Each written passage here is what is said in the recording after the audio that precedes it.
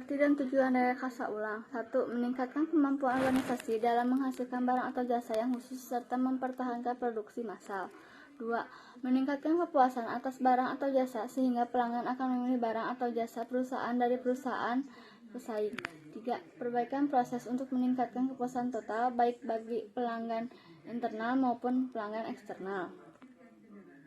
Karakteristik rekayasa ulang proses bisnis. 1. Rekayasa ulang harus dilakukan secara cepat. 2. Selalu mengutamakan kepuasan pelanggan. 3. Harus mengenai desain dari keseluruhan dan implementasi sehingga proses tidak kehilangan arah atau tujuan. 4. Harus tetap konsisten dan disiplin. Prinsip dan tahapan rekayasa ulang proses bisnis adalah proses perubahan yang signifikan yang akan memenuhi permintaan pelanggan dalam kualitas, kecepatan, dan pelayanan dapat tercapai.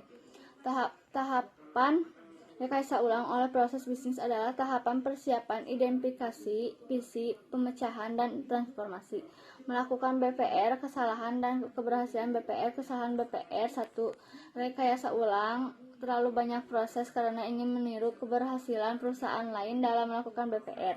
Maka perusahaan melakukan BPR pada banyak proses sekaligus. Kurangnya fokus pada satu proses dan munculnya masalah-masalah yang tidak diperkirakan sebelumnya akan mengakibatkan kekacauan yang akhirnya membuat perusahaan terjebak dan tidak mendapatkan ide yang inovatif dan perbaikan yang besar. 2. Rekayasa ulang keterlambatan dalam menampilkan hasil untuk menjaga motivasi dan tidak terlepas dari proses rekayasa ulang dengan menunjukkan sukses yang dicapai. 3.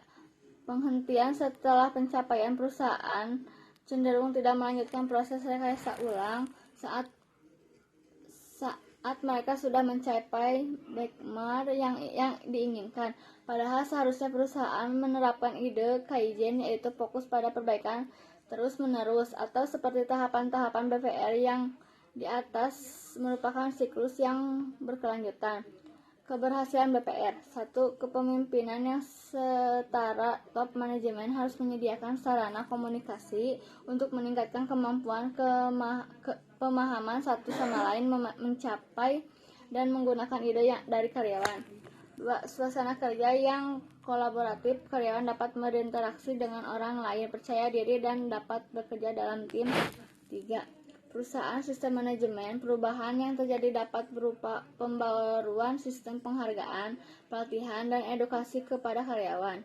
4. Penggunaan teknologi informasi. Teknologi informasi berperan penting dalam pengembangan BPR. Dalam BPR dibutuhkan teknologi komunikasi yang up-to-date untuk membuat dan open communication berbagai informasi. Dan ada juga jenis-jenis perubahannya. 1. Restrukturasi. Ketika disarankan sudah tidak bisa memadai lagi, tidak efektif, tidak efisien mencapai berbagai sarana dan tujuan organisasi. 2. Rekayasa ulang. Perubahan pada sistem bekerja organisasi untuk membangun keterkaitan dan lebih efektif dan efisien, lebih terintegrasi di antara subsistem yang ada. 3. Penyusun strategi kembali berkaitan erat dengan strategi memenangkan persaing, misalnya mengubah pangsa pasar, sasaran, mengenal layanan, mengubah bentuk inisiatif, fasilitas untuk penggunaan layanan atau produk. Budaya kualitas dan reengineering budaya. Jadi rekayasa ulang proses bisnis merupakan suatu langkah perbaikan proses bisnis yang sudah ada dengan tujuan untuk mendapatkan proses bisnis baru yang lebih baik sesuai dengan tujuan dari perusahaan atau organisasi. Jadi dengan adanya rekayasa ulang itu, proses bisnis ini dapat meningkatkan kepuasan konsumen, harga dan kualitas dari produk yang sesuai dengan peningkatan kualitas informasi dan sumber daya manusia serta teknologi yang mengikuti perkembangan zaman pada saat itu.